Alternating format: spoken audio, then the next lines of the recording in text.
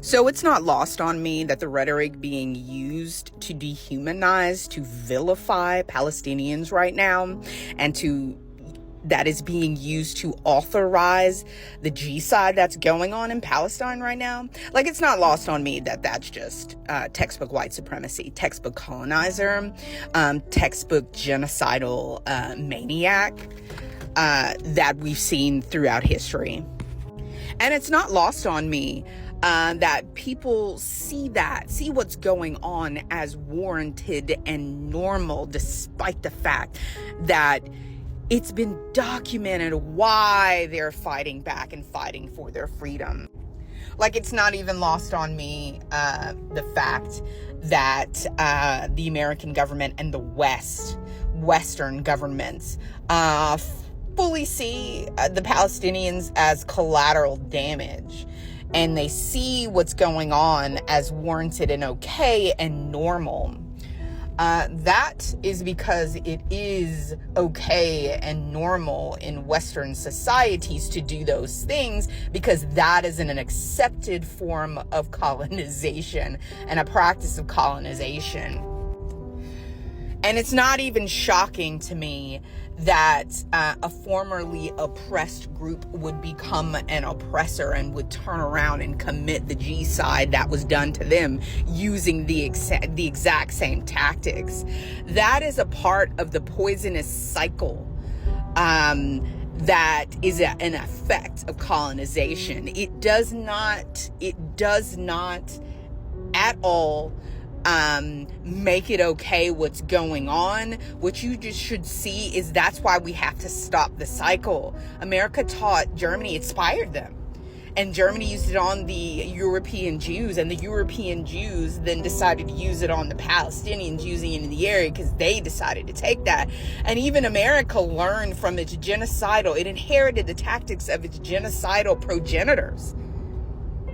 So we now have to stop it. It's still going on in the Congo, and people aren't even as alarmed by it because genocide in the Congo is normal and natural. Because when Europeans and European Americans now want what exists in Congo, they go in and destabilize, and they vilify and dehumanize the people there, and they say it's their fault that they have no government or structure. Actually, it's the looters' fault. We know this. Check the content on my page, because we can just simply look at what happened and we know what's going on. I'm going to say it again, and I'm going to keep saying it. America is a corporation, and America runs on outdated colonizer and plantation logic. Americans are slaves to the system that was created. They are forced to give money to fund socialism for the rich. What's going on in Palestine right now, we all know that it is to help rich people make more money. To help them become more rich. What's going on in Congo is the same thing. And they are willing to kill, steal, and destroy, and force the people in the West through forcing them to give up their lives and their money, like the slaves that they are, in order to fund rich men's adventures around the world. This has nothing to do with right versus wrong. That is all packaging. I have over and over explain that on my channel, that Republican, Democrat, Christian, any type of religion that's being used and leveraged to justify genocide, homicide around the world, war, conflict, it's just packaging, and it's just propaganda being used to get your authorization, so that the masses can be forced to fund something that's only going to make a few people rich. When you internalize what I'm saying to you, then you can fight. You can fight it, because to know and to see and to feel the rage against the machine that has been set up to sacrifice the innocent, to bulldoze their lives, and to use them bone body and soul to fund the mediocrity of the West. The West isn't tramp. The West is just really good at killing people. Really good at G-side. Really good at going around the world, dehumanizing, creating propaganda, creating an enslaved populace to imperialism. That's what we're dealing with. And until you internalize that and you see the West for what it is, these burnt out old whores to riches, they are Sodom. They are the evil ones. They are the villains. It's not the people.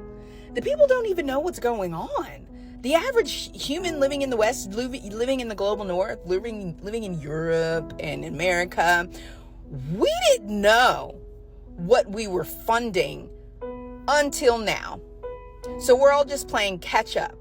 But with a hive mind, we are able to collate data. We're able to disseminate it. We're able to hand what we know to each other. And in short order, we have mobilized in mass. I am proud of you guys, as sickened and as horrified as I am at what's going on in the Congo, Rwanda, everywhere, all around the world, where colonialism still is bopping around and making the rich richer, while terrorizing, murdering the local populations. We are now awake and aware to what's going on, and they're going to keep fighting being awake and aware. They're going to use propaganda to pull you all back in line. They're going to do whatever it takes. And the hilarious part about it is that they're so greedy that they haven't realized that they would just make you all extremely comfortable, and that if they would just lower the price of food, lower the price of housing, a lot of you would just shut up. But they have created the perfect storm. Greed and capitalism is the snake that eats itself. So is America. In and of itself, the snake that eats itself. Your greed is what is going to tear you. It calls you to be torn apart. If you live by the sword, you're going to die by the sword. If you live by greed, you're going to die by greed. And so the perfect storm that they've created in order to bring about more riches to themselves is the thing. It truly is the thing that is gonna deal the biggest blow to them and what's going on. And so I am encouraged. If you all can see what you did with Palestine, let's do it for the Congo.